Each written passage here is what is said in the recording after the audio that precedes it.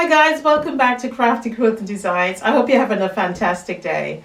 Today we're going to be using a jelly roll and some charm squares to make our quilt. So I've decided to call it a jelly roll charm quilt. Keep it nice and easy and simple. These are the squares we're going to be making. You will have a pattern in the description box below, so don't worry about writing everything down. So let's get right into it. Alright, so today we're going to make our quilt out of a jelly roll. Now, jelly roll, well, I should say a jelly roll and some squares, some charm squares, or in this case you can cut from yardage, which I did. We're going to need 56 of a 5-inch square, and I cut mines from yardage. All you need to do is cut it into strips of 5, and then of course cut it down into 5-inch strips. So you cut into a 5-inch whole strip, and then you cut that strip into 5. Okay, so we will need 56 of this. You can buy a charm pack if you want, but obviously because a charm pack comes in size of 42, that will mean you will need to use 2 packs, and then you will have extra left over. If you're okay with that, go for it and get the charm squares via the packs, or as I said, you can cut it down. So the next thing we're going to use is a jelly roll, and I have a junior jelly roll here, sorry, and this comes in a pack of 20. So it's 2.5 or 2.5 strips cut via the width of the fabric from a fabric collection, and so you have a normal or larger jelly roll which comes in a size of 40, and of course you've got these smaller ones. I bought 2 just after Christmas in a Christmas sale. I was online late one night just searching around, and it came up and I thought, oh, I'm going to try them. So let's open it up and see what it actually looks like. And I wasn't too sure about it because I've never really ordered fabric from that particular company before, and I bought it from a company called Bombay Fabrics. So it comes like with this. Looks really nice actually, nice and neat. And let me just cut this open. Let's see. Okay, so that's it. Looks pretty good actually, and they feel lovely. So it's seems like it's a collection of peaches, dark purple, light purple, yellow, and a solid peach, as well as a floral peach I should say, and a lighter one as well, but it looked really pretty. So what we need to do is to take the strips and literally sew them together. Now I'm not going to bother about matching them up, because obviously with a jelly roll they tend to sort of do that work for you. They put it together in sort of a matching strips so that the work is done, and all you literally need to do is use it. But you're more than welcome to move it around. At the end of the day, it is your quilt, so you can do what you want to do. So we need to cut them into 2, stitch them into 2, and I've already opened up my other pack. So I have just taken them off the roll and literally sewed them together using a 1/4-inch strip. Now, sorry, a 1/4-inch stitch. What's wrong with me today? All of these mistakes I'm making. I'm not thinking very clearly. Anyway, let's carry on. So yes, using a 1/4-inch stitch. Now, normally I would say, you know, when you're making quilts, it's always a 1/4-inch that you're doing for your seams, unless you need to do a scant somewhere. And when I say a scant, slightly lesser than a 1/4-inch. So if you're trying to sort of save the fabric in terms of making sure everything lines up, so that then you'll have to use your own judgment. And I think that comes with a bit of experience in doing that. But normally it's a 1/4-inch seam for putting or piecing it together. All right, so you sew it together like this, and obviously once you've done that, you need to set your seams, and I think that's very important in this particular case, because we want all of it to lay flat once we start cutting. So iron it on the seam side, set your seams. Now the cuts we are actually going for is another 5-inch. So I've cut some already, and I will do some cutting just to make sure that you're clear on what you're actually doing. So we're cutting this down into a 5-inch, and we're then doing a 9-inch. All right, so from the same two that we've put together, we're going to do 9 from there and 5 from there. Or what I have done with one of my strips, I've cut all 5 from this one and then all 9 from the other. Again, the objective of this quilt is to mix and match. Don't worry about making it all perfect. Is just allowing all. Remember, the color schemes works together. As I said, the work has been done for you, so you don't have to waste your time thinking about matching up the colors. So just use them as they come out of the roll. All right, so then, as I said, you cut these into your 5-inch, and again the other one is a 9-inch, which I haven't got any to show you right this second, but I will cut and show you. So let's do that now, and I will do some cutting and let you know exactly how it goes. Okay, so I have my strips here and I have my salvages showing, and so I'm going to line them up front side to front side. So just both of the pretty sides of the fabric facing together, and line them up. And again, we're going to use a 1/4-inch seam. Now I'm going to use a very small stitch length, and the reason for that is so that once I cut into this fabric into the size that I need, it wouldn't become undone. So you need to really make sure that you're using a small stitch length. So I'm going to go to 2. I'm going to line it up. So I'm going to put the edge of my presser foot to the edge of my fabric, and just stitch a long line all the way down, making sure every time that the fabric is lined up together. And I'm not pulling, I'm letting the feed dogs do the work of taking it nice and through the fabric.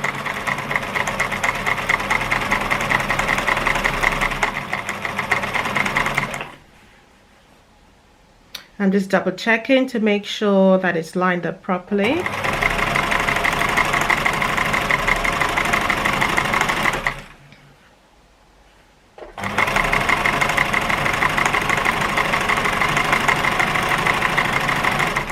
Now, if when your fabric comes off the roll, you think it's a little bit too creased, of course, you're more than welcome to give it a little press to make sure it's nice and neat. Now, you can do all sorts with the jelly roll, and obviously it's a pre-cut. If you wanted to do your cutting yourself, again, you know, it's really down to you. But just bear in mind that it will take you some time to cut at least 40 strips. And I would say you'll need a variety of fabrics to put together to make your strips. Or I should say your jelly roll strips in this case. So again, continue to check that it's all lined up and go all the way down.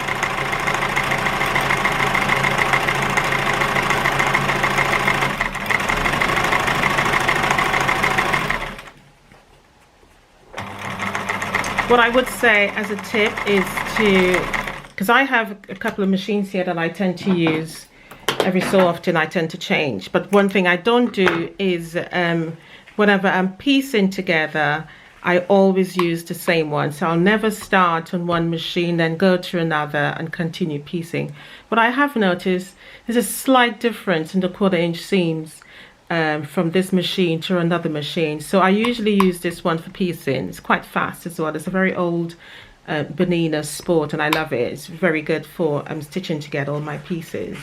All right, so that is what you will end up with, as I shown you earlier. So now I'm going to iron and set my seams on this side here, and then I'll take you over to the cutting board and show you how I cut it and what sort of sizes we actually need.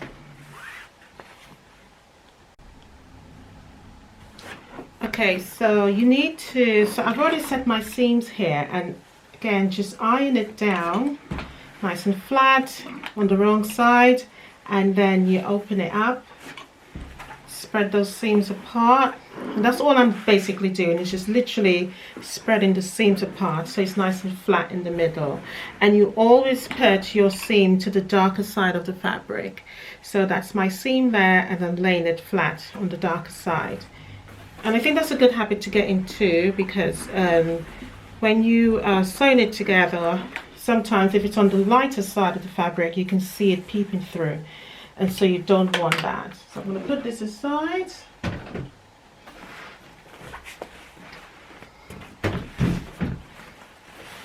Right, so the measurements you need is 5 inches and 9. So I'm going to use my cutting board for this, or you can use your ruler, whatever is the easiest for you. So before I do that, I'm just going to trim off my salvages at the end, making sure I have a nice straight clean cut. And I'm going to measure 5. So 1, 2, 3, 4, 5. Cut there. So you need 5 and 9s. So that's my 5, and I'm going to do 9 now. So 1, 2, 3, 4, 5, 6, 7, 8, 9, and I'm going to cut there. So as I said, you can use your board or your ruler. So because the strips are so small, I've got this small ruler here that is ideal to just put it across the strips and cut. And that's it basically. So you can do different ones. So I'm just going to stop from that one there. I've got another color that I mixed here as well. And this one I did the peach and yellow together and do the same thing. So what you can do, you could cut one strips into 9, or you can just do the other strip into 5-inch squares. So that way you have a bit of a balance on them. You'll probably get, I think, about 4 strips of 9 and 1 5 out of 1 double strip. And for the 5-inch strips only, I think you're going to probably get at least 6 or 7 out of it. Right, so I'm going to do another 5, so 1, 2, 3, 4, 5, cut there.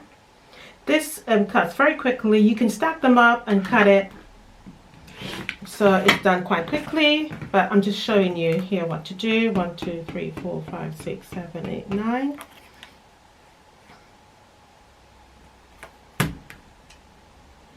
And again, I think I lost 1, 2, 3, 4, 5, 6, 7, 8, 9. Good. Always double check just to make sure. So we're cutting 9 inches and 5 inches. Yeah. So those are my 2 cuts. So what we're going to do now is to stitch it front sides together on the white charm, or in this case, my cut fabric. You can use any side that you want. This is going to be sort of a as I said, a scrappy look appearance, but yet a uniform quilt. So I'm going to use the peachy sides. I'm going to front sides together, and I'm going to stitch it down, and then I will show you how to make this block. So let's go over to the sewing machine. Okay, my 5-inch cut strip, as well as my 5-inch cut square. Now you can use any color that you want, but I've chosen to use white. Because the colors are a little bit nice and light, and I quite like the sort of a subtle color with it. I didn't want anything too bright. I was going to go with a sort of a deeper depth of color, but I thought, you know what, I'll keep it sort of pastel colors, as the strip itself already, the jelly roll is already sort of pastel colors, so I'll leave it like that. So I'm just going to stitch this down again using the right amount of seam allowance, which is a 1/4 inch. I'll stitch that down. Now you can chain piece all of these if you want. Again, it's totally up to you. Entirely down to you. So in this case, I've stitched the peachy color to the white. All right, and I'm just going to finger press it, and again making sure that you put the seam towards that peach color because it's darker than the white fabric. Again, because if we put it towards the white fabric, we will see peeping through, and we don't want that because it will show up on your quilt. Right, so both seams together like that, going towards each other. All right, and then if you wanted to, because you have different color strips, of course, you can add a different color to, I'll just move this aside, you can add a different color to it, or you can say with the same color scheme. So remember, I did cut two, so I did a purple and a peach, and I did a floral, two florals together, one peach, one yellow. So you can use a different 9-inch strip to match up to there, or you can go back to the original one. But I quite like the look of the other strip next to it, so I'm going to go purple onto there. So this means I'm going to have my purple strip in the middle. All right, so there, because I wouldn't want to add the peach against the peach. Wouldn't want to do that. So in this case, I will turn it upside down and again use the same seam allowance and stitch it together.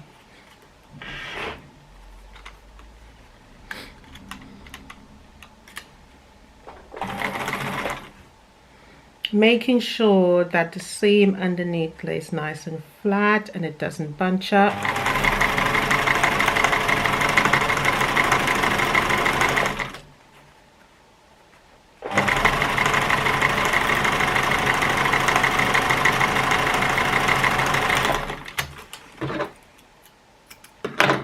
Okay, so again we'll do the same. You will set your seams along here and then you would iron this open. So, but I'm going to finger press as I'm just showing you to do this right now. So again, taking it towards the dark side of the fabric, again not against that light fabric. So I'm just finger pressing it so it's on the darker side, and this is literally your square. So we're going to sew all of this together, finger press them, then iron them out, and then I will come back and we shall lay them out. Now I'm not sure what sort of pattern I'm going to go with this yet, but we will play around and see which one we quite like. So I'm going to put all of my blocks together and then we will come back and then work it out. Now what I would say is that some of the blocks may need trimming up. And so when I did my first practice block, it was perfect, and then I did the second one and I realized that it will need trimming down. So you should get a 9-inch square block. All right, so once you trim off, there's a little peak there, I don't know if you can actually see it, yeah, where it's a little bit high there, so you would need to just trim that down. And yeah, and that's it really. But I think you will get that mainly on the longer 9-inch strip, because this one works out to be about, I would say, once you've sewn it together, once you've sewn these two 5-inch together, you lose about half, well, sorry, about 1/4 inch. So once you do the 9, so then yeah, it doesn't always melt down into, when I say melt down, it doesn't always come together. So you'll need to just quickly just take that bit off there, which is not a problem. So yeah, I'm going to continue doing that, and then we'll come back together, iron them all out, and then we'll take it from there. So the blocks are all ready, and I'm not sure how I'm going to put them together, but I'm certainly going to have a go at laying them out. I'm going to try at least 2 or 3 patterns and see how it goes from there, and then I will decide which one looks best. You can share your opinion as to which one you preferred, but I will choose one and let's see how it goes.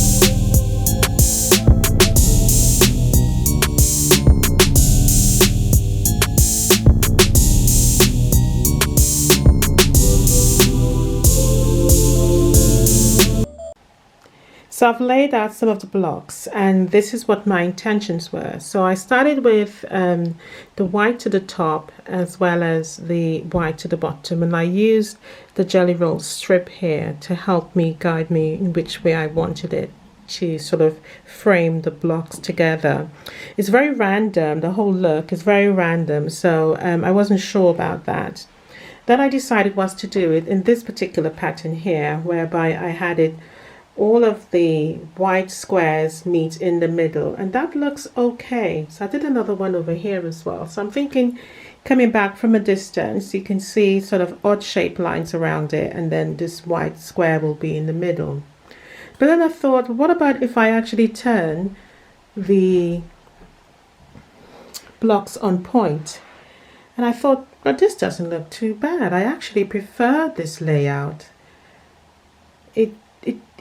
I think it will look very nicely. It will also mean that I will have to add some squares at the end here, some triangular squares. So I may obviously do those in white just to take up the ends. I'm not sure how much I would need yet. I'll have to remove these on this side here and lay all of the squares out.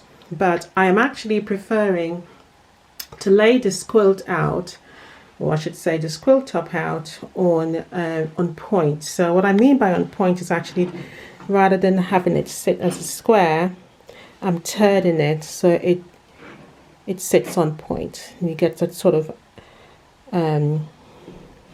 diamond shape there that you would use. So every one will be like that, and so then I will just fit it in there.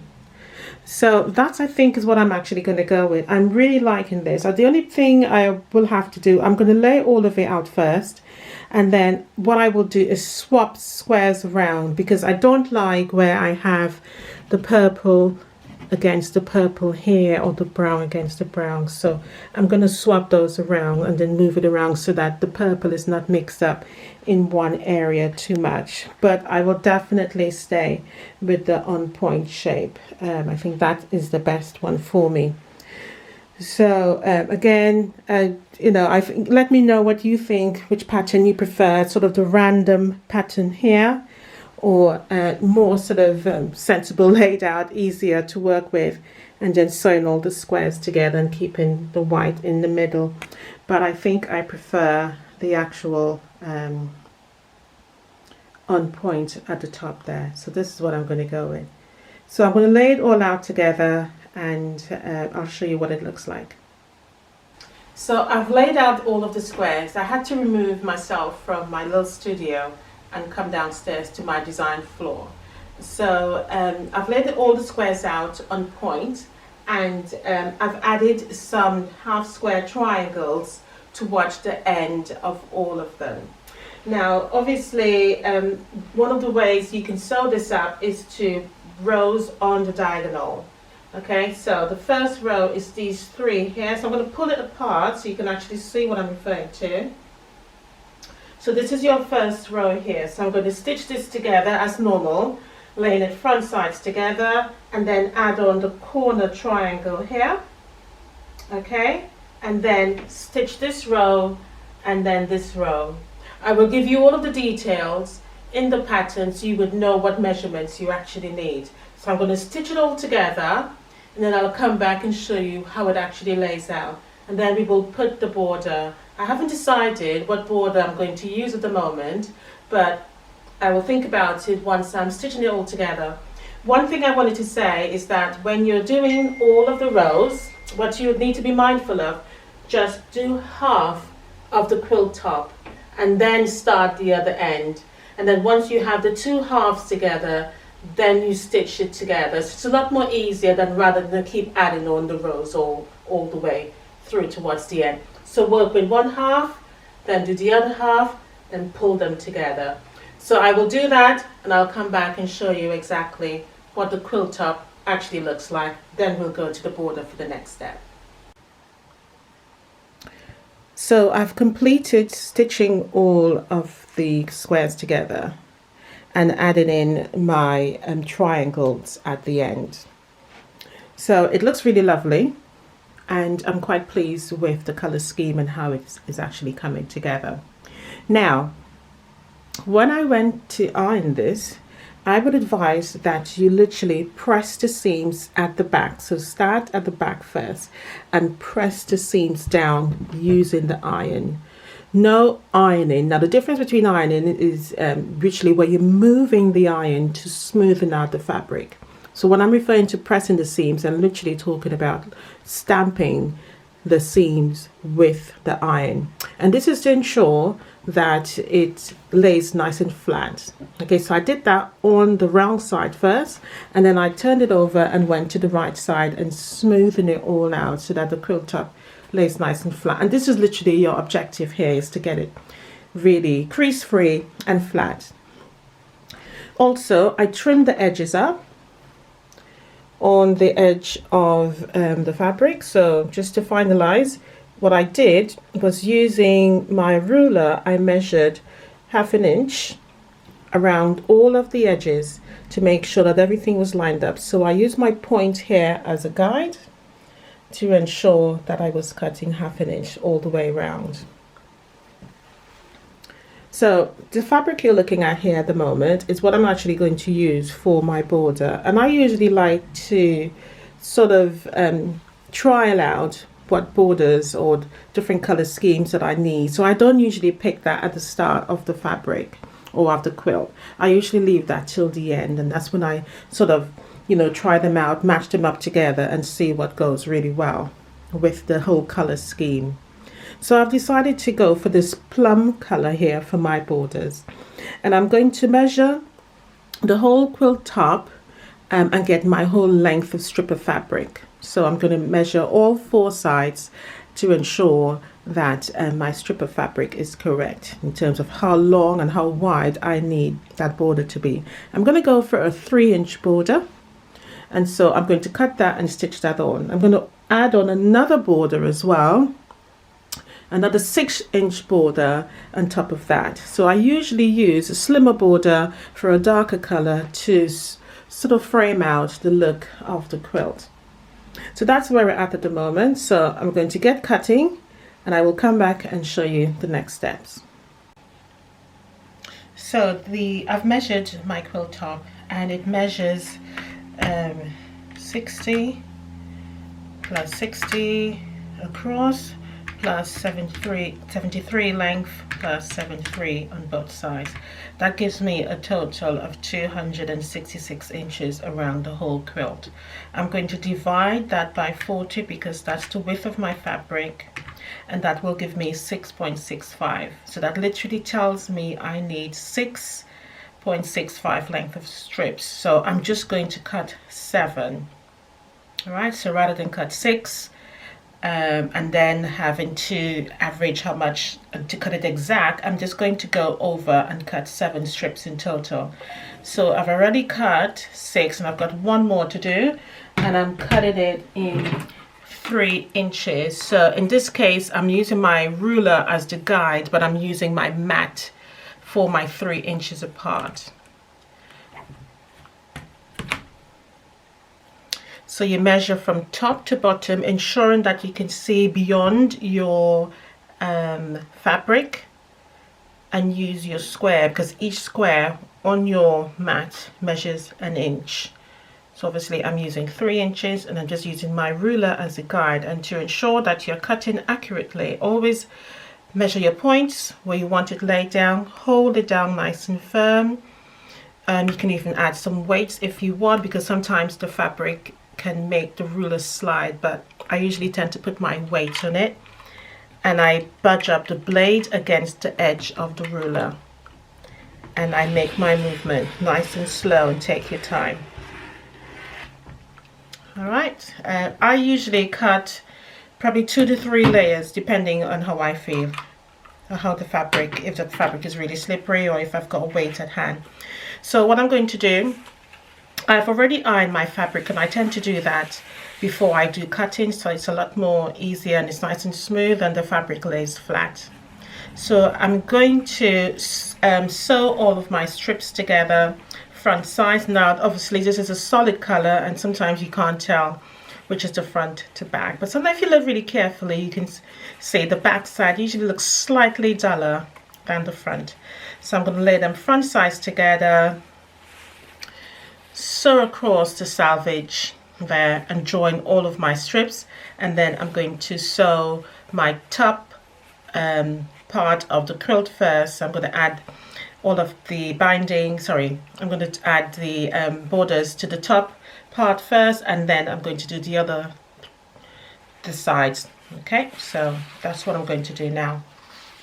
But cut your strips, and remember, when you're measuring, always measure the whole quilt top. So every side you total it together and then divide it by 40.